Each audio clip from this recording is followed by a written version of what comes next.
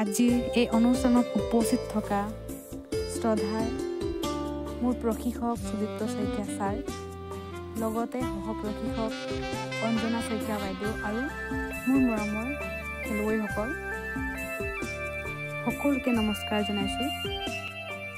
আজি জনপ্ৰিয় শিল্পী ৰূপকোঁৱৰ জ্যোতিপ্ৰসাদ আগৰৱালাদেৱৰ লগতে ৰাজীৱ চদিয়ালৈ শ্ৰদ্ধাঞ্জলি আগবঢ়াইছোঁ। ইয়াৰ লগতে আজি সংগতি ৰাখি জংঘল ব্লক প্ৰশিক্ষণ কেন্দ্ৰৰ প্ৰতিষ্ঠা দিৱস পালন কৰা হৈছে। এই সময়ত আমি অঞ্জনা বাইদেউক আগবাঢ়ি আহিবলৈ অনুৰোধ জনাইছোঁ। পতাকাখন উত্তোলন কৰিবলৈ